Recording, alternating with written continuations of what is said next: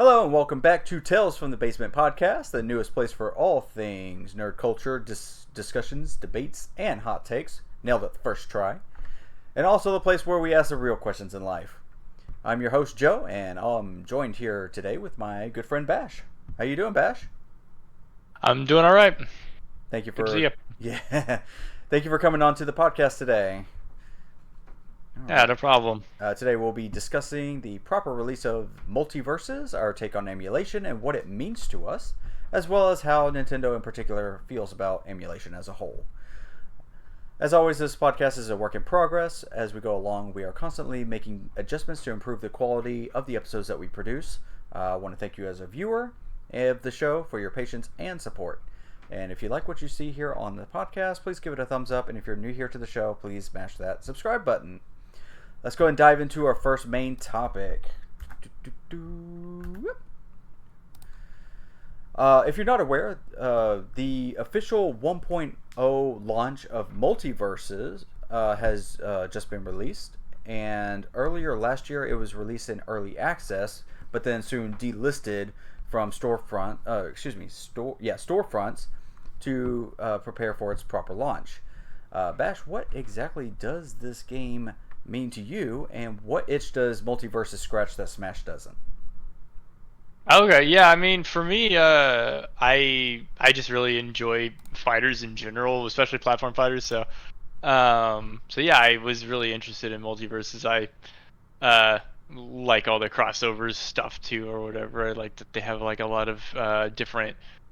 They put in like some like more side characters and more evil characters and stuff like that, and that's more my vibe, I guess. So yeah, I've always liked that about it, and I don't know. I always just appreciate when a platform fighter takes itself at least somewhat seriously, but also isn't just trying to one-to-one like copy Smash. Like my favorite thing on Multiverse and other kind of like platform fighters that aren't Smash, I guess, is the lack of like a block button. It makes combat a lot more aggressive, and the matches are quicker. So Okay. I do enjoy that. And then there's also a lack of a grab too, which I mean I can take or leave, I guess. But yeah, but with the release of so in the beta as compared to like the full release, I guess, it plays differently for sure. Everybody has noted that it's definitely slower now. Oh, The like the gameplay, I guess, is slower. It feels a little slower. I don't know. I think yeah. it's fine, but yeah, that's just me. Okay. I've But only played the beta version of Multiversus. I haven't exactly touched the launch of it, but I've been hearing quite a few things, some controversies about the game. Um, so you said that they added like more bad characters, like more villains per se. yeah, I mean they've always had more villains, I guess. I mean, of Yeah. course they have recently, I guess. Yeah, like they got Jason Voorhees and they got Oh my. Joker in there. Yeah, those are the two most recent ones. Like, and then they're coming up with Agent Smith is coming soon from the Matrix, so that's kind Yeah. of cool. Yeah. Um, but yeah, I will say like the balance is not necessarily all over the place. Some people will definitely say that it is. I don't think it's all over the place. I've been practicing with some like more difficult to play characters, and it's like I've still been doing fine. But there are at least a few characters that are like glaringly powerful right now. Okay. Um, but most notably for me at least is the Banana Guard. He's one of the newest characters as well, and he is, in my opinion, one of the most boring characters as far as like his moves. He doesn't have like any interesting moves. The only interesting like funny move that he has, he's supposed to be like a joke character, I guess. Yeah. And like the only like funny move that's not just like I'm gonna swing my little pole arm or I'm gonna stab with my pole arm. It's but he has one move where like he cries and that's it. And like that move is unfortunately like one of his most useless moves. Um, but it's like, oh, that's kind of funny. But it's like, man, he could have had like a whole loadout of those kinds of moves, and he's extremely basic as far as like his animations go. Right. And but on top of that, he is extremely powerful. Like if he just happens to hit you like with any part of his staff, which is a big disjointed hitbox, it'll just kill you sometimes. It's like, okay. So he's extremely easy to use, I guess. That's how I've been putting it. It's like there's easy to use characters and there's hard to use characters, and um, well, yeah, the easy to use characters generally just you can almost just mash buttons. You go up to the person and you hit buttons and you win. You'll do just as good as somebody that knows what they're doing playing a hard character. Right. So with that Which, character aside, do you feel like there's a sense of balance with the rest of them? I will say it's a little too early to say. I haven't seen. I don't even know if I've seen half the roster yet of Okay. like from what people are playing. But from what I've seen, yeah, it seems fine. The other thing, it's funny that they're calling it a full release because it's not fully released still. It's like Really? there's no Because ranked in it yet. Yeah. yeah, so it's an officially a 1.0 release. Hmm. Even though Steam says otherwise, release like what 2022 or something like that. Yeah, Yeah, that's still still what saying everything says. yeah. Yeah. And some of the controversies about this release is that there are fewer features going on with this launch than the beta. On top of that, there's no leaderboards, there's no grounded neutral air, no offline play, and you can't play as characters in training mode that you don't own. And that was kind of one of the perks that you could be able to test out the characters before you Yeah. decide to buy them. And now you It can't was do also that cool. anymore. Yeah, you could also use like all the skins in training mode too, which I thought was a nice little touch. I mean, it seems it's very obvious, at least from the outside looking in. I guess I haven't done any research on it, but it definitely seems like this is a case of the publisher taking control and Hmm. being like, hey, why do you have it like this? No, do it this way. We need to have this more monetized and stuff. Why are you letting them use all the characters in training? No, they should have to purchase those and Yeah, stuff. it, It's it really obvious. yeah, it definitely feels like the publisher rushed the game out before the devs felt it was ready. Sort of. I honestly don't feel like that's necessarily the case. I feel like what happened is the devs have done their best, but the publisher Warner Brothers has not necessarily pushed it out. It was more of they held the developer back. They kept them kind of on a leash of like, no, you can't have all the power. We need to monetize this properly so we can make bank on this or Yeah, whatever. yeah, And I really. mean, I guess they kind of are, I guess, because people are buying stuff. I've played against a good few people that it's like, wow, they bought all these stupid cosmetics, dude. That's like $30 of cosmetics. Yeah, Uh, yeah, it just shakes my head. yeah. Yeah, it's just an example. Like, um, this is kind of the reason why I don't really play games on launch or at when it first released. I prefer to wait until it gets like more and more content in the game, more and more support to where it feels like a more fleshed out game. Because I believe that since its launch, the daily active players on Steam have dropped more than 99%. It's really incredible just to look at. Yeah, I was gonna say like, I mean, I don't know. In this case, I wouldn't recommend waiting because honestly, from the day, even before it launched, I was like, it's probably not gonna last very long. You don't So think if you so? want to play it, no, I don't think so. But I'm having fun with it regardless. Yeah. But Well, but okay. yeah, if you want to play it now because it's probably not gonna be around too long again. I don't know. Well, that's the thing. I feel like I have already got my experience with the game during its beta testing period. Hmm. Um, Smash has set such a standard for platform fighters that has really been unmatched by anything else. I've tried some Nickelodeon fighter. I played PlayStation All Stars Battle Royale, and then of course MultiVersus as well, and nothing compares to what Smash has done. That's kind of the platform fighter genre game that I always go back to because the polish on that is just it's kind of spoiled me.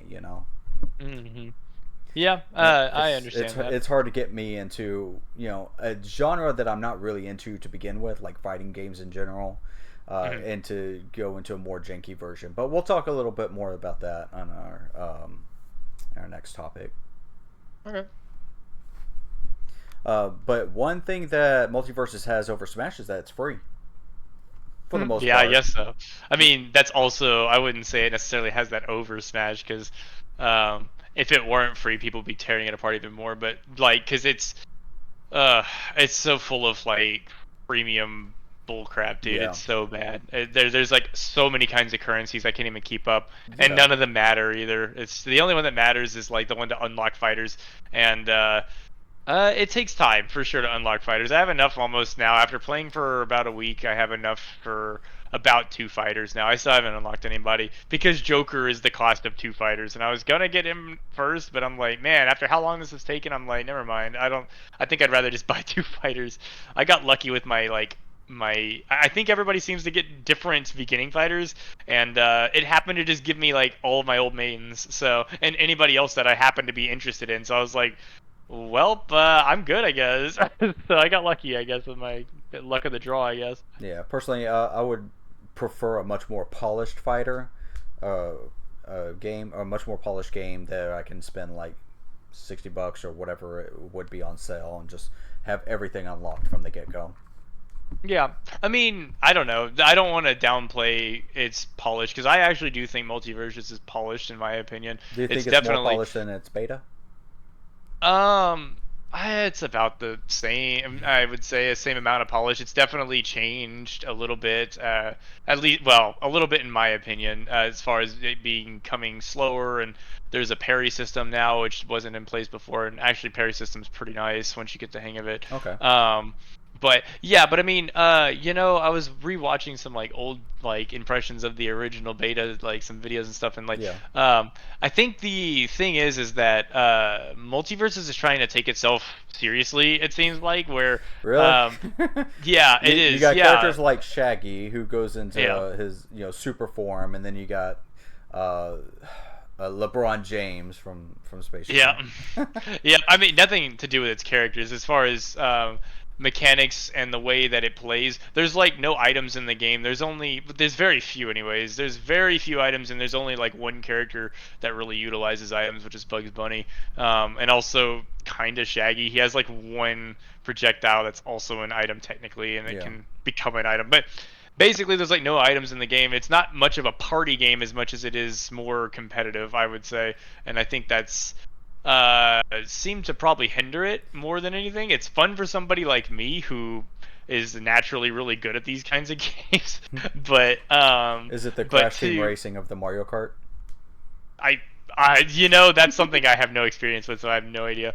Yeah. But it what I will say I have experience with is in that genre is Mario Kart as compared to Diddy Kong Racing, and Diddy Kong Racing I would say took itself pretty seriously with like its mechanics and stuff. It really tried to set itself apart from the 64 version or whatever. That's where it was, of Right. Mario Kart, Mm-hmm. and like where it had power ups that would build upon in them. You could like power them up 3 times or whatever, and then shoot them or use them that way, which I thought was really cool. It had different vehicles going on, like so yeah, comparable in that way, I suppose. Not necessarily to that degree though. In my opinion, though, like where Smash Brothers wants to be a party game and doesn't want to be competitive, but it became competitive anyways. Multiverse is the other way around. It wants to be competitive, but it's just not going to succeed that way because it's a free to play game, and if you Yeah. if you want to be competitive, you're going to have like this small dedicated fan base, and it's like that's it. Like you're not Yeah. going to have the mass appeal that you need. All right. So I'll give it a try to compare the differences between what I remember from the beta and this release, but I don't think I'll dive too much into it. I certainly won't be spending money on it. nah, yeah, I really do want one of the skins, like the old school Harley Quinn skin, but I'm never gonna buy it. I'm like, again, this game isn't even gonna be around very long. I'm quite certain. I mean, if it lasts longer than a year, I'll be surprised. But hey, I'm here for it, I guess. But Okay. So I guess that answers my next question. Do you think we'll see this game at Evo? I have no idea. I don't really keep up with esports, but wasn't it? Did it make it to Evo before? Or maybe not Evo, but it made it to some competitions before, I think. Oh gosh. Yeah, I so in don't the know anything beta. about that.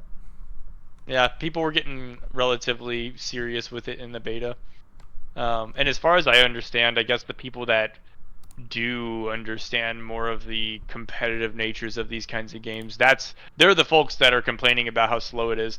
I'm not a casual when it comes to these games, but I'm not keeping up with the professional scene, and I don't really give a shit about like frame data and all this other nonsense. I don't. All I want to do is play the game and learn how to play within the constraints that they've laid out, and it's like I've been having fun doing that. I don't know. I've been playing like Black Adam lately, and he's a difficult character to play, but it's made me have to like rethink how I'm gonna play the game and stuff because I'm playing a character that it's much harder to. I have to be much more careful about when I choose to go on the offensive because a lot of his attacks are really have a lot of end lag and stuff. And when I'm playing against somebody that's like playing Shaggy or playing Banana Guard, like in both cases, in more characters than that, too, you can just hit a bunch of buttons and then it's time to kill, hit up B a bunch of times and here goes. Yeah.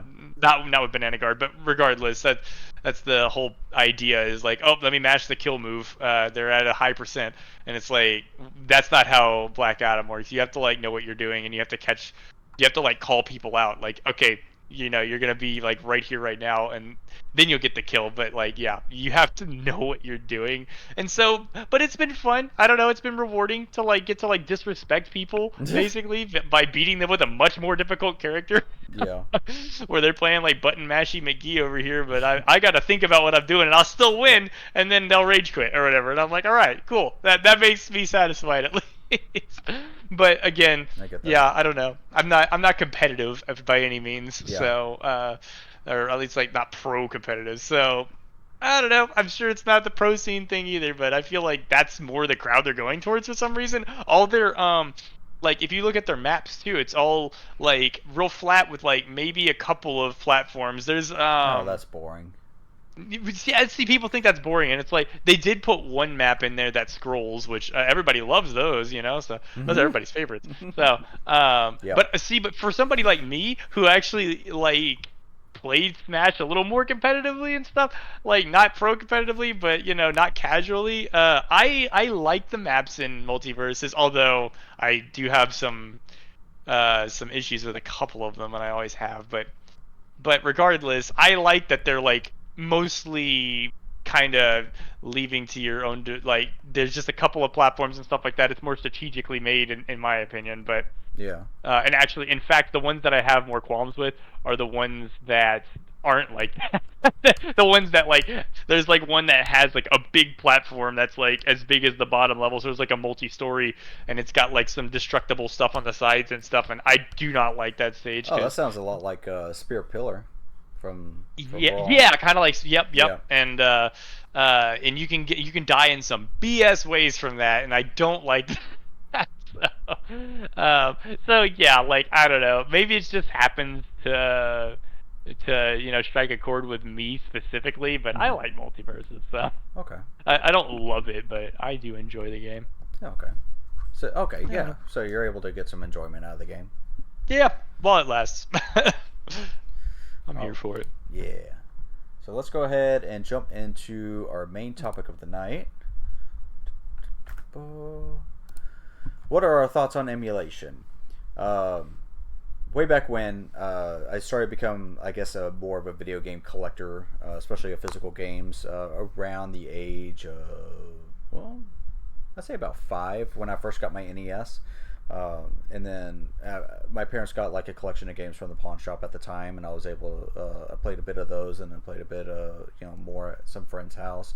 And then I guess when I turned around 10 or so, I got my first N64, and that's when I guess the hobby really took off. Wanted to, collect more and more games. I of course got Mario Kart, Mario Parties, eventually got Smash. Went up to a lot of the first party stuff. Really delved into the GameCube library at the time. And to make a long story short, it went all the way up to, I guess, 2013. Because the Wii U came out in 2012, and I was interested in getting one. And then I saw an ad for, like someone was selling a hacked Wii U. and I was interested in that, and that was my first foray into emulation because he had like a hard drive of all these different games from the NES, Super Nintendo, all these different eras on the hard drive that you could play on the Wii U, and it kind of blew my mind. It's like, oh my god, I didn't realize this is really what was the thing, because I've heard of like being able to play some of these older games like on PC and stuff, but I never really dived too much into it. I've always been more of like an official, Console. yeah, an official console player, playing Yeah. the real physical medias onto the system, and I never knew anything about like hacking the systems, playing third party media or whatnot, burned disk, if you will, and it just kind of threw me down a rabbit hole of experiencing what it's like to be able to play games on emulation for the first time, and then shortly after I got my first like true PC that was more capable, more powerful of playing PC games, because I didn't get into PC games until I think around 2015, and I've always been a console gamer up until then, and so I dedicated my time and money into investing into games on Steam and learning what emulation was all about, and learning how to back up my games on my computer and play them that way, and it's really opened up a lot on how I can play my games, because on console you can only play games one way with the controller they usually come with. Sometimes third party controllers come out with like different ways of playing, and with PC with the right drivers you can use just about any controller. Again, when I first learned about that, it blew my mind. It's incredible. So, Bash, let me go ahead and ask you, what exactly is your experience with emulation throughout your life? So let's see. I'm trying to think of my like first experience with it, but I'm not sure if I can remember that. Yeah, because let's see. Well, I guess if I went all the way back like you did, yeah, I've been gaming since I was a little tiny kid too. I know I played my first games when I was like 3 or something, and like I got my first little console system, I guess, when I was, yeah, probably around the same age, like 5. I don't know, maybe Yeah. little older. My mom, yeah, got me like a pawn shop version of, or not Yep. version, a pawned uh uh Game Boy Pocket. That's what it was. That was my first one. Oh, very That nice. was like to see if I liked video games, and this was Mm-hmm. something that like, oh God, we can finally set this kid up for a little bit. So yeah, so they found that out, and yeah, I ended up with an N64 when I was quite young. I honestly don't remember how old I was. I may have been 5 actually when I got an N64. Maybe the Pocket was before that. I don't know, but Mm-hmm. it's so young that I don't recall. And yeah, but my first my first game was Diddy Kong Racing actually. I believe it was either Diddy Kong or uh, Mario Kart. It was one of the two at least, and then the other one was soon after. But regardless, yeah. But through the years, let's see.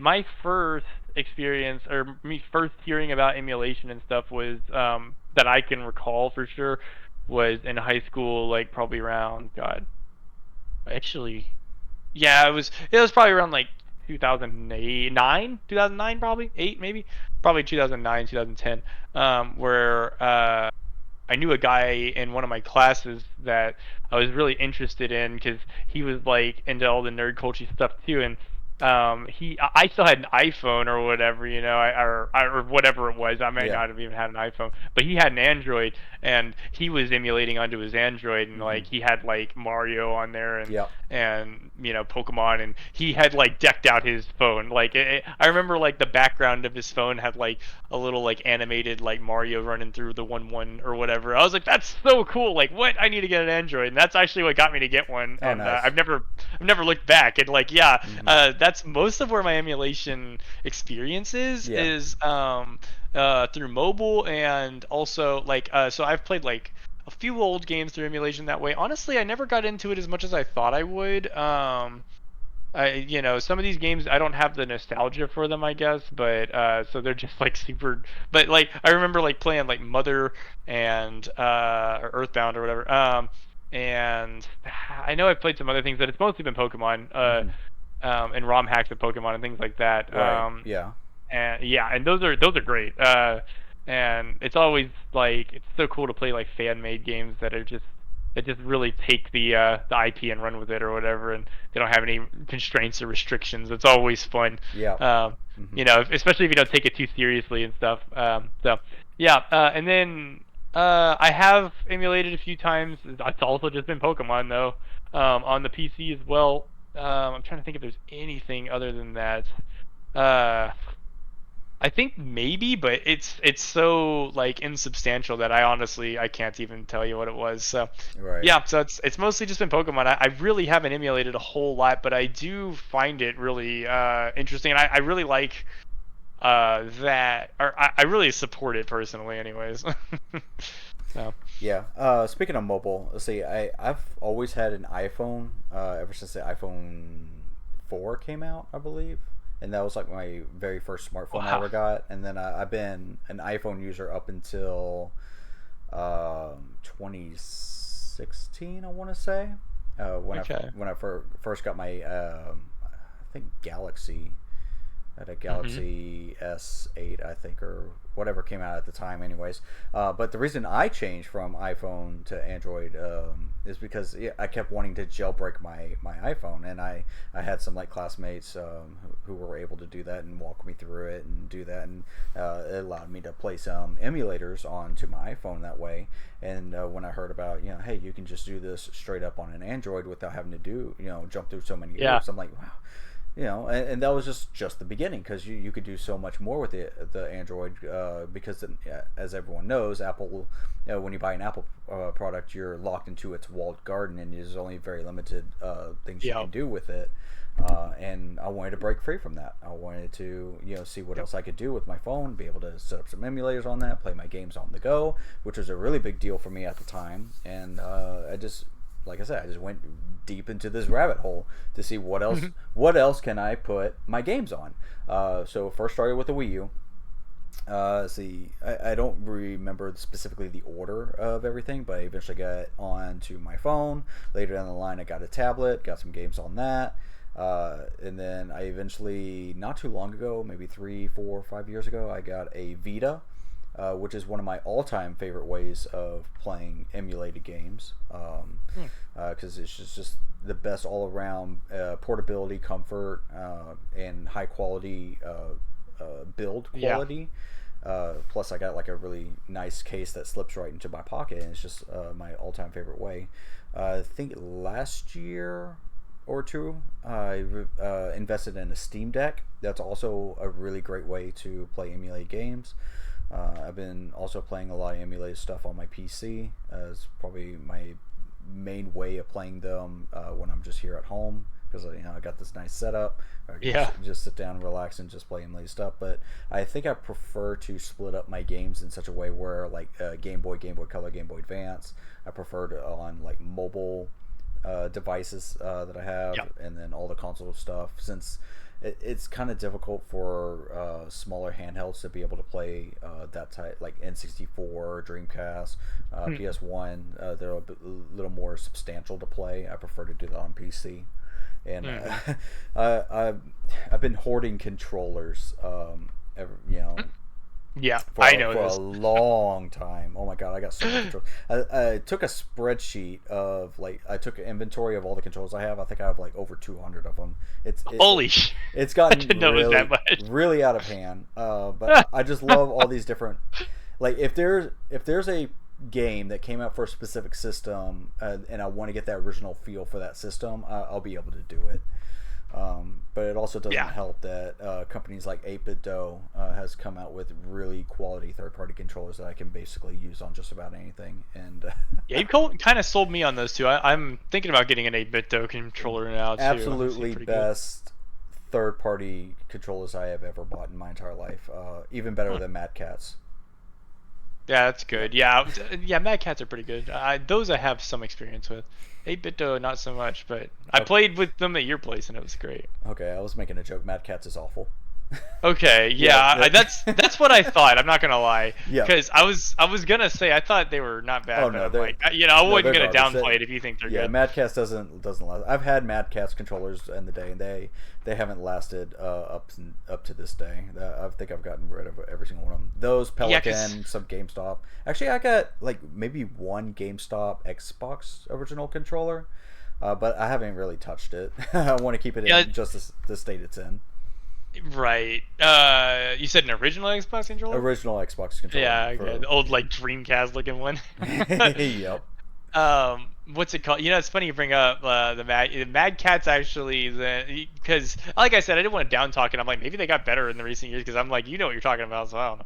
But yeah, because when I was a kid, I had a few Mad Catz controllers or something. I know I had at least one or two, but my mom learned pretty quickly from those, and also I think we had like some third brand chargers that she cut that out quick. And like when I would just play on Nintendo systems back then, and like I had a PlayStation 1, but regardless, it's mostly Nintendo stuff, with Game Boy and the Nintendo 64 and stuff. And like she's like, okay, we're not gonna get, and GameCube, we're not gonna get third party stuff anymore. We have to get, like, it has to have the Nintendo seal at least on it, Yeah. because if it doesn't, it's going To like, guarantee quality. Yes. yeah, because like I don't know if I've ever told you a little, like, it's not much of a story, I guess, but there was a car charger that I had for the one of my Game Boys. I don't know which one, but it just like it popped one day when it was in the car. It just popped and it was smoking. Oh It God. like popped open and it was smoking in the car. Yeah. What was this? It was a car charger for one of the Game Boys. That I have like all the Game Boys. So I don't remember which one it was, but it was one of the older ones for sure. Oh It must, gosh. well, maybe it was probably more like of a Game Boy Advance or maybe an SP Okay. charger for the car. I remember it was silver, but yeah, it like popped open and it wasn't smoking like a bunch, but it like some smoke came out. We had to like pull it out, and I was like, okay, I think that was the final straw of like, okay, only Yep. Nintendo from now on. Yep. So, Yeah, that's how it goes yeah. with chargers for the Switch nowadays as well. You can't really trust the third-party Switch chargers because That's crazy. the You'd the think they get better by now. the voltage draw for the Switch is so like precise and I guess proprietary. Propriet is that the word? You know what I'm talking about? Like it's different from like the standard. Yeah, they did it on purpose. Yeah. That reminds me, I think that is the Vita, right? That had its own Yes. memory cards or whatever. That Yes. had to be. That was the one, right? So, Like, yeah, very, you have very to buy similar. these specific Sony cards. Yeah. Yeah, so stupid. Yeah, I found a way around that. I hacked my Vita, so I was able to use Good. like the game cartridge slot. Okay, really? To use for my micro SD card. I got an adapter for that, and that just opened up way more storage on it. Okay. Yeah. Wait. Yeah, the game cartridge for the Vita was a little SD card slot, wasn't it? And not specifically SD. It was proprietary as well. Oh, it was. Yeah, Okay. yeah. But still, yeah. Okay. The adapter was able to fit it. Yeah. I was thinking about PSP for a second. I'm like, really? They're making those weird little disc things like that? And I was like, oh wait, that was the PSP. Now I never grew up with the PSP, or I never played the PSP. I've always had the DS. I have one if you want to. You can try it out. But, Hell yeah. I'll be all for that. people love that thing. Yeah. For me, Oh, absolutely. I Yeah. had maybe 3 games on it. It wasn't for me. I don't know. I was privileged as a child, I guess. My parents knew that that's the one thing I liked, so they would give me the video games. Yeah, the PSP is definitely a handheld of its time. I'm able to play some of the games on the PSP. Or the Vita. Like through the Vita, yeah. But I never Yeah. grew up experiencing what it was like to play it, during its heyday. The only games I remember having is a Tony Hawk game. I don't know which one, Underground something or other, and then Darkstalker Chronicles is what it was. It's another fighting game. Yeah. I liked that game actually quite a lot. That Yeah. game was really cool. That's when I got a lot of playtime out of. Oh yeah. What really opened my eyes to embrace emulation over the years was what you brought up before, the Pokemon ROM hacks, because over time Pokemon has just gone so far downhill in my mind. It's still a good franchise as a whole. I still like playing the trading card game from time to time. It's profitable for a reason. Yeah. Yes. It's number one. It's a really game. good IP. Very good, yeah. Yep, media. But the games themselves have just been like losing touch for me. So I like to go back and play some of the older games, but there's only so many times you can play the older games, at least the vanilla base, before you start growing bored of it. It gets stale. Yeah. But yeah, all these ROM hacks that pop up left and right by all these fans of the franchise has really invigorated a spark of the franchise, and and I really like going back and playing some of the little stuff. More recently, I want to talk about Smith Plays Pokemon, his channel. That guy, he created a Pokemon Crystal Legacy ROM hack and a Pokemon Yellow Legacy ROM hack. Basically fixing those old games to be not exactly bringing them up to the modern age, but essentially what they could have been if they were like properly fixed at the time. So it's the version of those games that I would like to pass on to my kids to let them experience for the first time, rather than the broken messes that we got, during the time. Not saying that the broken messes were bad. It's what we grew up with, and it's what we remember, and it's part of my nostalgia from those days. But these are definitely better versions, in my opinion. Right. Yeah. Yeah. Yeah. I mean, I agree. Yeah. Now with I'm not sure how broken those old games were. I don't know. Well, I'm talking about like the code, the game mechanics. There are some moves that didn't even work at all. But what about the old Cinnabar Island glitch? Did you take that out? I don't know. I haven't tested it yet. I've gotten so far, but I haven't. Dude, that was like such a cool thing to experience as a kid. It was like one of those, especially when we were kids, it was like you would hear about like this and that and all these different games. Did you hear that if you do this at this certain place in this game, like you'll unlock a secret character, you'll do something? But it actually happened in that one. That blew my mind. Oh man. Yeah. I see. All the time those were fake, but that one was real. I don't think I actually got around to checking out the missing node glitch until Pokemon Red and Blue came out for the 3DS. Of all things, yeah, I know. Wow, that's crazy. I didn't even know it was still in there. That's pretty cool. Yeah, that would actually tie into our next topic of the night. What exactly is the deal with Nintendo, specifically to emulation? Why is Nintendo like so adverse to emulation as a whole, even though in the past they have proven that they have learned to embrace emulation, whether it's from like the virtual console games that they have released for the Wii U, and 3DS, just like the Pokemon games I just talked about, or even as far back as even the GameCube when they released the Legend of Zelda Collector's Edition, when they included Zelda 1 and 2 on the disc to play with that. I mean, what's your take on that? I mean, they're hypocrites. That's the end of it. Do as I say, not as I do. You know what I'm saying? Like, don't do this, but we can. We own the property, so we can do whatever we want. But yeah, that's really all it is. Like, they just wanna treat it the way they want to treat it, and it sucks for everybody else. Yeah, absolutely nuts. Especially like when they first announced Virtual Console for the Wii.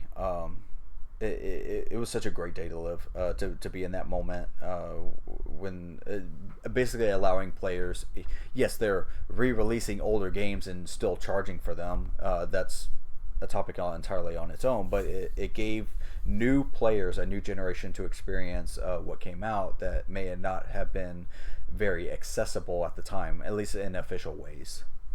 And, and at the end of the day, it's still emulation that Nintendo's using for their games. Even to this day, they're using it for their NSO titles for the Switch. Yeah, they are. Yeah, they're really getting a lot of mileage out of that, it seems like. Oh yeah. Yeah, I don't know what their issue is. Like, I mean, as far as I understand, some people have theories of like, or maybe not theories, but they'll say it's because they're old-fashioned and they're Japanese or whatever, and they've got a certain way of not thinking, but like a certain way of doing things over there or whatever, and it's like their laws are definitely way different than ours. They're old-fashioned. Yeah, as far as technology goes and stuff, they're definitely more old-fashioned over there. And I hear you can get arrested even just for tampering with your game save. It's nuts. What? Are you? No, I would almost believe that. Like, That's what I hear. But like, I haven't verified it. I haven't checked Japanese law, and nor do I have any interest to do so. wow, have you actually heard that though? That's Oh craziness. yeah, absolutely. That's craziness. Oh my gosh. Yeah, like I don't understand. That's so bonkers to me. Oh my god. So like yeah, uh yeah, Nintendo's just gotta stick up their butt with this whole thing. And I really wish they would stop, dude. I'm so glad that there's some things, because you were mentioning Pokemon like faltering lately and stuff, and I'm glad that there's some things that are able to, kind of rise above, and they're really at the end of the day, I'm under the at least the because I think we talked about this before, but I'm under the The mindset. mindset Yeah. that they're cutting off the head of a hydra. Like if you just cut one, like there's going to be another one or two that Hmm. rise in its place. Yeah. And, because I know we did talk somewhat recently, I guess, about what was that last thing that they shut down? The Switch emulator. I can't remember what was it called? Yuzu. Yep. They went after. Yuzu. Yeah. Yep. And Yeah. And then and then from that Hydra head came out Suyu. yeah. To Yeah. be a play on Exactly. words, and then shortly they shut their doors as well. Yeah, okay. So I didn't hear about that part, but I did hear that there's like more. It does make things difficult though. Like, yeah, I mean Hmm. they're trying their best to really stamp it all out, but Yeah. I don't believe that's ever going to happen. They've been going after emulation sites that pass out, I guess, pirated versions of the Oh, games really? on their sites, and that's been scaring a lot of places, Vim especially like Slayer. Emu Paradise is one Okay. that I know of. What That about Vim? well, they just Uh, got rid of all their Nintendo IP content. but what about Vim or whatever the what was it? Vim's Lair, I think is what it's called. Them player, I'm not sure. Vim, Vimm. Wouldn't that Uh, Vi? Ah, dang it. We've been there before. It's like a black and red website. He has everything on there. Like this one guy made it. oh, VI, yes, okay, I know what you're talking about. Yeah, yeah. We I don't don't know talk if about them. got it. Okay. Well, I don't know why that is, I guess, but hey, whatever. As long as it is still around, I guess. Because, Mhm. yeah, like I don't know. I like that there's just so much that it seems like it'll hopefully survive, but I don't know. Yeah, Especially we'll with see. how old-fashioned they are. Maybe they won't be able to keep up with the speed that the fans are able to keep Yes. going. I don't know. Speaking of old fashioned, Nintendo even went as far as like shutting down some old Smash competitions for specifically for Melee, simply because Hmm. Melee was using a version of Dolphin. I think they were using Dolphin, but that included the Slippy mod, which allowed you Hmm. to play online with other players, and it made it a Hmm. far easier way of doing online tournaments with that game. Even though the original Yeah. GameCube never really had, online capabilities with Smash Melee. And Right. Nintendo thought, that's going too far. We got to shut it down, and it just completely devastated its community. Yeah, I don't know why that. Well, maybe that's because well, I feel like their mindset is, well, maybe we'll do that one day. Maybe we'll release Melee again, and it'll have online capabilities, and the online will be terrible because we don't pay for the good stuff. We're gonna have Yeah. shitty like whatever. I don't know. I don't know what I'm talking about when I get to that stuff. I know there's like peer to peer and other stuff, but Yeah. their online is always bad. It's It, always been that way. from the day. Okay, so in my experience, like every time I play Mario Kart, it's a good experience. Every time I play Smash Brothers, don't even touch it. Just walk away from God, it. It's yeah. online Smash Brothers is always a terrible time for me. Yeah, I remember playing. Oh man, what was it? Brawl in high school. Yep. Oh my It's god, like the dial-up online for connection. that game was abysmal. It was Horrible. so bad. I still did it though. I still had fun, I guess, but well, not as much fun as I should have been having. As But much fun yeah. as you could have during that time. Yep. I mean, they really live and die by their IPs, and their Yeah. IPs are very strong. So what can you do? I guess Well, they got no choice but to protect them. Like they're made of Well, gold. they have a choice. They've made their choice. I don't know why but they're all like that. And the thing is, I think if it was even say like Sony or even Microsoft with with the strongest IPs that like Nintendo has. If the shoe were on the other foot, I still feel like they would treat it the same way that Nintendo does. They would be just as mean about it. The only people that have always been fine with hampering, quote unquote, of their games is like when it comes down to developer level stuff. Like Bethesda's always been cool with it, even though they tried to monetize it and stuff at one point, and but yeah, but like when it comes down to the developer that made the game, they like to see communities blossoming and extending the lives of their games and stuff. But then Bethesda's really stupid about putting in updates like years later and ruining mods. I don't know what they Like do they that. recently did with Fallout 4. Yes. Did you hear about that with Fallout London? Oh, I'm so mad. Yes. I haven't literally heard. I heard he had to like delay his project indefinitely, but I don't know if he like outright canceled it or not. Indefinitely, at least. That's where it's at right now, as far as I've heard. I bought Fallout 4 for PC just for that mod, and now this happens. I'm like, dude, Yeah. oh my god. Yeah. Oh man. Pissed off I a would lot of even. people. I would be willing to go back to like the old version or what. In fact, I haven't even installed the new version on my PC, but Yeah. but they wanted it to be accessible to everybody and stuff, so they just don't want to. I know similar things have happened with the new Skyrim updates that have been coming out with the like That's the special whole- edition and legendary edition, or I guess it's called anniversary edition. Yeah. Yeah, it rocks the modding world every time in a bad way. It's just like, oh my god, now I have to like change everything. Now I know Bethesda's not obligated to at least let the fan base know that new update is coming out and give them proper enough time and let them know what's going on with this update. But it'd be a good idea to not piss off your fan base like that. It would, but at the end of the day, at the very least, they put up with it. They're not shutting down these modders, being like, whoa, whoa, whoa, whoa, whoa, you can't put this kind of mod in our game. Like, we're shutting this down. Like, that's up to the communities to do that and stuff. I do like that at least they are relatively hands off. It would be nice if they were a little more hands on with their communities and like actually communicated. Well, but if I remember correctly, back in the day, I want to say right around when Fallout 4 released, they were actually, I guess, dealing out DMCA's for different mods and stuff because they wanted to open up their own mod shop, especially for like Fallout 4, if you remember that. Yeah. And then, of course, they backpedaled from that after the amount of backlash they got. Yeah, and good for them. I'm glad they backpedaled. Like, I mean, they should have. And, they should have, yeah. Because they wanted to charge a premium for different mods to add to the game. Yeah, and that's the thing. And like Nintendo doesn't do that, Nintendo can get any amount of backlash and they do not care. They're just la la la la la do it anyway. And it's like so if that's the alternative, I would say Bethesda and folks like that are doing it better because at least they're hands off. That's if that's the best case, then all right, so be it. Yeah. Because man, when they're just like stomping people down just for having fun, like, man, that sucks, dude. Yeah. So I don't understand why like people should just, especially if like as far as emulation goes too, a lot of emulators and stuff require you to have like a copy of the game before you're able to even emulate it and stuff, and that's all on the community doing that, and it's like, and they still don't like that either. It's so frustrating.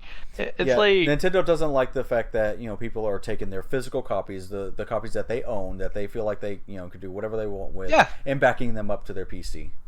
Right, yeah, that's essentially all it is, yeah. It's the act of taking that copy that's now on your PC and distributing it online is what's illegal.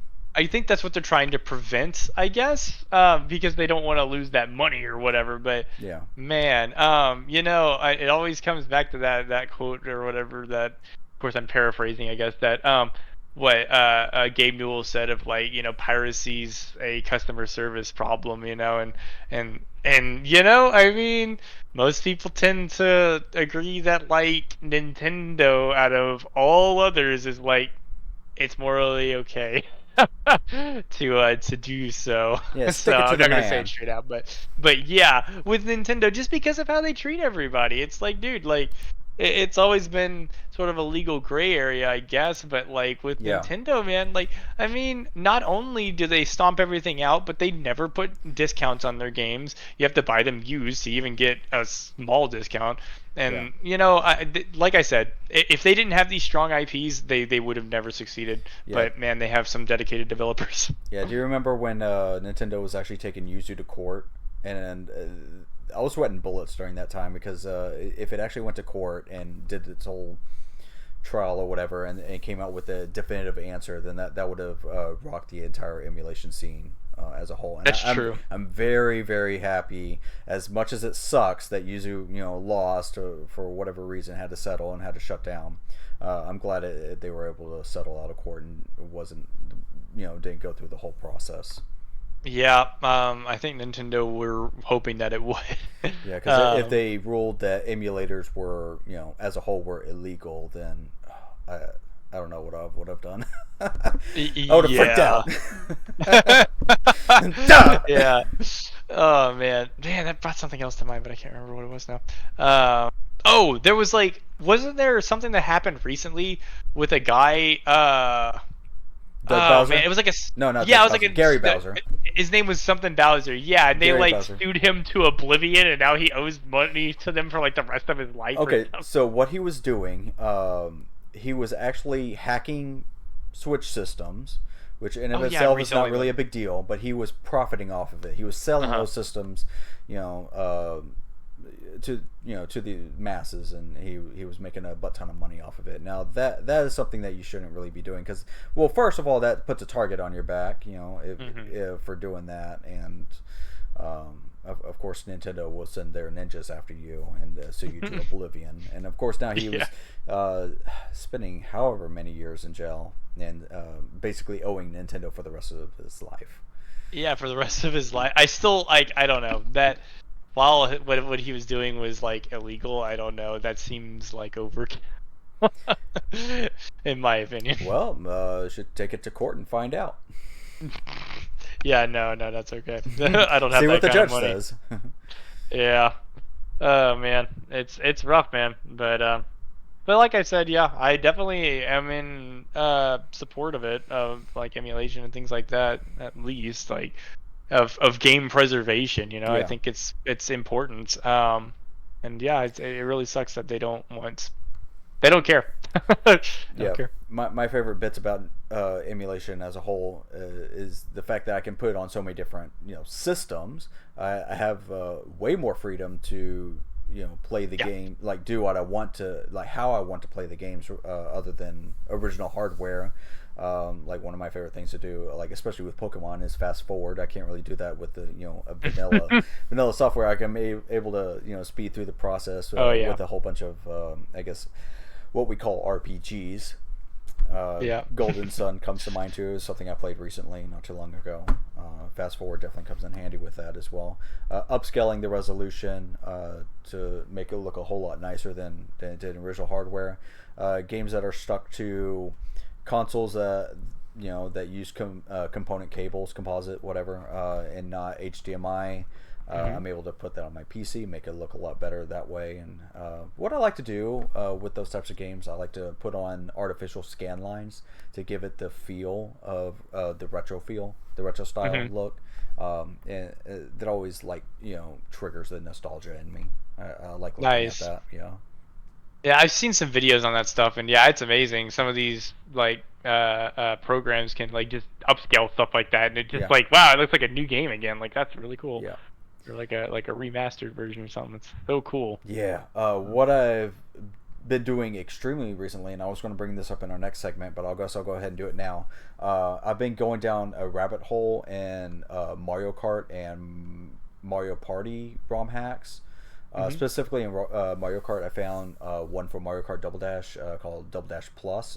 There's also one for Extended, but Plus is the one I spend a whole lot of time with. And I got this steering wheel setup that I use for Forza Horizon 5, and I got that hooked up through the Dolphin For Mario emulator. Kart? For Mario Kart, yeah. So it's like playing Mario Kart through the arcade version, and I got all hooked up with Yeah, the gear okay. shift and the pedals and the steering wheel and everything, and it is like so amazing. It's like it's the only way I want to play Mario Kart from then on.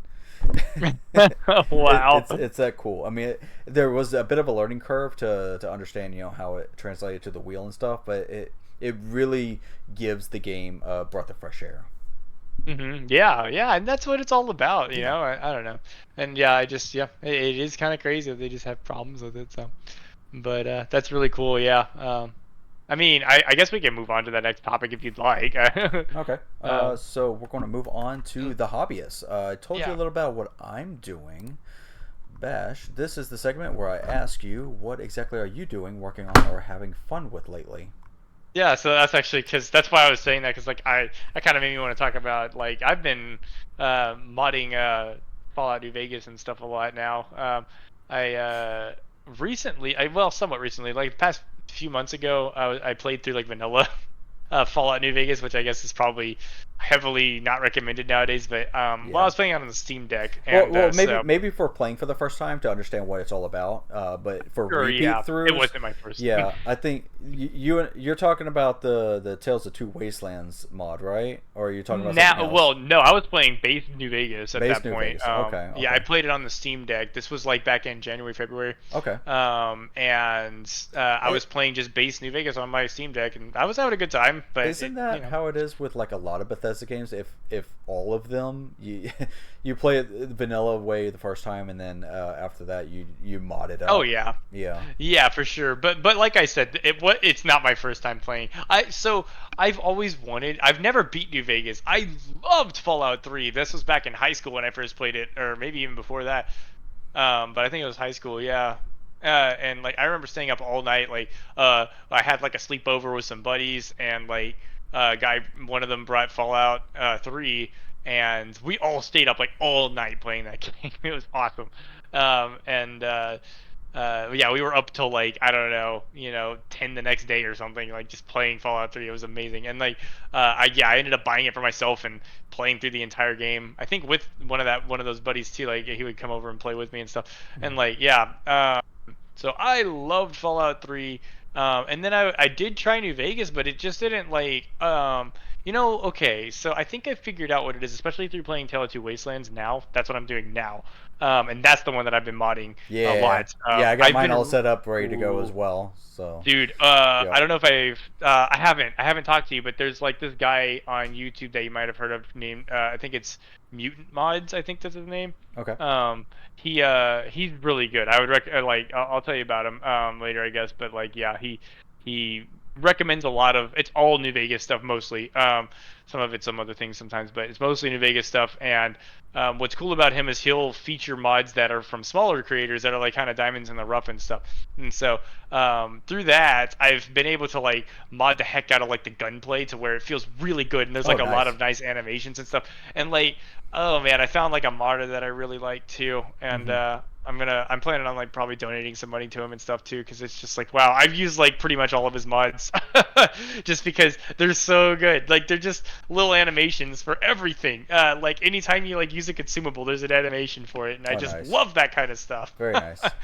So, but anyways, but yeah, but what I was gonna say is through playing Tale of Two Wastelands, I think what I like the most about Fallout 3 is the setting and the stories that are going on in that one. Where in Fallout New Vegas, what I like most about that one is the perks and the builds that you can do and stuff. That it's Yeah. definitely better in that case. It seems it's been a long time since I played base Fallout 3. It's been very long. I'm like that's literally probably since that high school time that I've played base Fallout 3. So I don't even remember the perks, but the perks in New Vegas are really nice. They're really good. Just the vanilla perks that are in there. There's so many. It's amazing. And and one thing I'll give New Vegas that's not in Fallout 3 as well is the way that um, conversation works and stuff, and you can like talk to specific people using different skills other than speech, and then like it's not a percentage based role, which I feel like would probably have a divided response. I don't know how you feel about those, but like in Fallout 3, speech checks are percentage based, so no matter how bad your speech is, you still have a chance to succeed, no matter how bad it is. And in New Vegas, it might not even be speech, but whatever it is, like say you're talking about something with explosives, you're gonna have to have this specific number in explosives, Yeah. or else you're going to fail. Period, unless Yeah, you have that that's what I number. remember. So, Yeah, yeah, I played New Vegas a whole bunch of times, but I haven't really touched Fallout 3 myself. And for those of you who are wondering what exactly Tales of Two Wastelands is, it's a an incredible mod. There's a lot going on with it. There's a huge setup process, but it essentially links your copy of Fallout 3 and New Vegas together, to where you can basically play both games with one character. yeah, And you can like travel between the two wastelands via, I believe, a train. I believe. yeah. That you A can reach train, at yeah, some point. Yeah. yeah, And it's a fresh new take on Fallout in general, and it's something I've been wanting to try ever since the Fallout show had released. yeah, yeah. Highly recommend it. I mean, but yeah. So, what was I gonna say? Oh, they added stuff to the game too. But yeah, so but from what I'm saying, it is exactly that. It's Fallout New Vegas's perks and mechanics, and it's all injected into Fallout 3, and then they're Yeah. linked together, of course, Yeah. as well. So So essentially it's modernizes Fallout 3 into a New little bit Vegas's more, yeah. mechanics. Yeah. Yeah. Yeah, but the speech checks and stuff are still there, unfortunately. Now I will say, playing back through Fallout 3, I'm still loving it. I'm having a blast, honestly. But there's some checks still. There's still some speech or some dialogue checks that aren't speech checks. They're like, still explosives or whatever. But those are fewer for sure. Yeah. In New Vegas, they were kind of all over the place. And in this one, you have a lot of them that are speech, and it's a roll. It's always a roll. No matter, even if you have maxed out speech, you still have a very small chance of failing every time. So if you crit fail or whatever, you fail. And so I don't know. Some people don't like that as much. Some people do. I don't know. I don't really care either way. I guess I think I kind of lean on the side of New Vegas a little bit more. I like I like that you can automatically fail something. You already know you're gonna fail it, but you'll say something really specific that like you already know you're gonna fail. I don't know. They have like funny lines that you'll say if you have low enough skill in those things, which are funny. So but anyways, yeah. So I've been having a blast with that, and like a lot of times when it comes to like Skyrim and stuff and modding that, like I I end up just modding the heck out of it, making sure it all works, and then I'm satisfied. I don't even need to play the game after that. But with New Vegas or with Tele2 Wastelands, I've been playing and then being like, let me get this one other mod, and then I'll go back to playing again, and I'll get, let me add something else to it, and I'll keep playing again. Yeah. And so it just keeps. I've been like, my experience has been like blossoming as I've been playing, so it's been really really fun. And yeah, and not only that, but I've just been playing a lot of RPGs lately. MultiVersus, now that it came out, sure, I've been playing that actually a bit more this week, I guess, since it came out this week. But yeah, it's been mostly RPGs and stuff. I've been really enjoying that. Baldur's Gate 3 as well. And having a really good time. Oh, and another game I just started playing on my Steam Deck is Knights of the Old Republic 2. I've never played that game. Oh, very nice. I've just started that. It's really good so far. Like, I'm actually extremely impressed with how good that game is. Holy moly, it's so good. Yeah. I'm still very early on, but man, that game was ahead of its time. Yeah, I'm looking forward to playing that myself. I hear Knights of the Old Republic. I didn't even realize there was a sequel to it, but I hear KOTOR is a really good game. Yeah, I was recommended it to play the sequel because I guess, in their words, it was the first game, but it literally just improved on everything. So I was like, all right, I'll just play. And they mentioned that like you don't have to play the first one to understand the second one. So I'm like, all right, cool. So I just went ahead and got the second one, and if I like it enough, I'll probably play the first one. So very nice. I believe there's a remake of the first one coming out eventually. It might have been put on hold and then I guess picked back up. It's a whole Embracer Group situation, but I'm pretty sure the project's back up and running. Is it? Okay, because last I heard it was kind of in a development hell going on. It was. That's never a good sign. But that's because the whole Embracer Group debacle that we'll talk about a different day. Yeah, that's. But I don't know. I don't know. It's giving me feelings of like what happened with the Grand Theft Auto trilogy. So I'm a little worried about that. I'm not gonna lie. Yeah. I will say now, I don't know if the version of KOTOR 2 that I'm playing is like somehow upscaled or anything, but it looks really good, honestly, for it being as old as it. I'm not sure exactly what year it came out, but it still holds up in my opinion. I mean, it definitely looks dated, but like it looks crisper than I expect. So you looking up KOTOR on there? Let's see. Old I'm Republic curious. 2, right? Yep. Which one Yep, is the Sith this Lords. one? Oh, That wow. second one, yeah. Yeah, it's only $10 on Steam. Came out 05. 05. Okay, so maybe it hasn't been. Wow, it still looks great. It looks great. I don't know. Maybe it got updated or something. Ah, you're gonna get DMCA. Ah, no, no, shh. Sorry about that. No, you're good. I'm just like, you're gonna get DMCA, man. Oh man. So yeah. But anyway, yeah. It is excellent so far. Holy crap. Yeah. So yeah, absolutely. I can already recommend it. I'm like, whoa, it's really good. Oh yeah. So I think before I get into KOTOR, I was wanting to play the Jedi Survivor games, or the yeah. you I know know what you the mean. newer Jedi Jedi. games. Yeah. The what is I forget the first one. I've been trying to think of it lately too, and I was like, I had to look it up to remember. Jedi Survivor is the second one, and the first one is called The Last Jedi, I think, or something. I don't remember, but yeah, those are good too. I played the first one. It's fine. I don't know. That's how I felt about it. Actually, I was talking about this too recently with another friend, but Fallen Order. the Fallen Order, Fallen Order. Yeah. So I've played. So I've played Force Unleashed, and I've played Fallen Order, and I felt the same way about both games. Those are both beloved games, especially Force Unleashed. Mm-hmm. But for me, I don't know. They were fine. They feel fine. They feel fine. I don't know.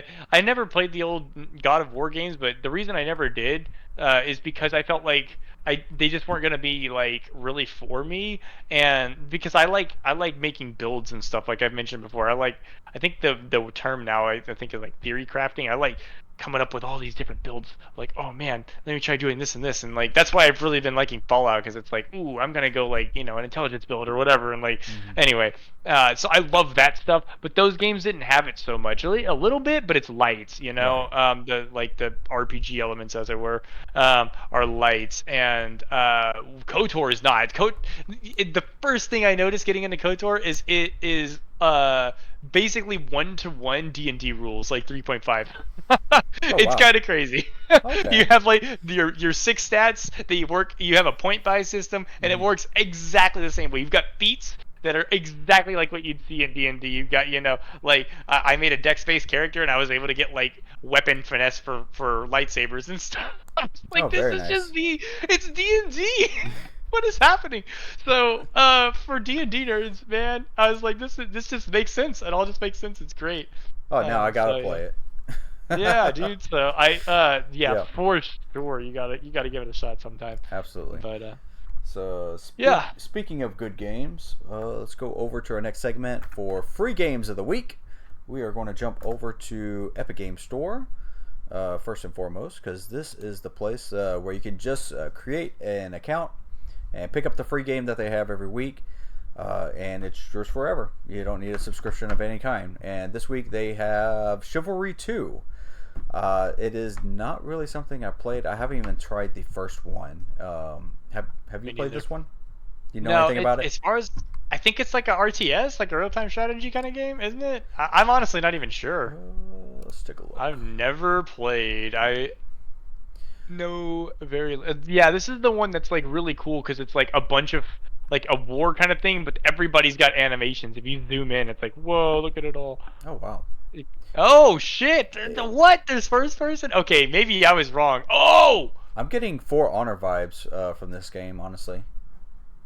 No, that's Mountain Blade. There's another game called Mountain Blade. I might be getting them confused. Okay. Man, if This looks there's, interesting. it does. Yeah, it Yeah. Well, does. anyway, it's free for this week. You can pick it up on the Epic Games Store and add Is it it to your account. multiplayer? Uh, Does it say? I'm just curious. I don't know. Ah, EGS whatever. doesn't exactly give a whole lot of details on it. Yeah, they're not the best store, but at least they give out free games. So At least hey. they gave out free games, you know? And if you have a Prime subscription, you can go over to gaming.amazon.com to pick out all of the free games that they have in stock. They even give out some games for the Epic Games Store from time to time. They even give out games for GOG GOG.com. Yo, the Uh, Forgotten City. I just heard about this game recently. That started as a Skyrim mod, and then it became its own game. oh, Uh, oh, really? Oh, is that what that yeah, is? Okay. yeah.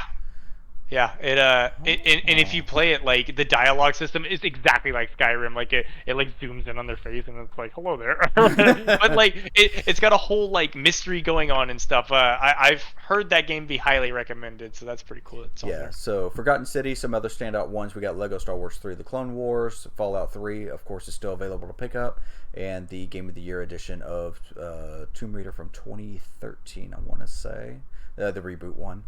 You also got Witches Vlad, Dexter Stardust, some other no-name games, but you can pick these up and play them. Electrician Simulator. Hello. Yeah, the only Hey, you even the claimed best it already. I see. I see you. Well, I had to pick it up. Yeah. So these are all available with the Prime subscription, and if you lose your subscription, these are still yours to play, forever, essentially. Until I guess the robots take over. Well, until Amazon decides, never mind, and they take it all. Actually, no. So this one you download to your computer, though, right? So at least there's that.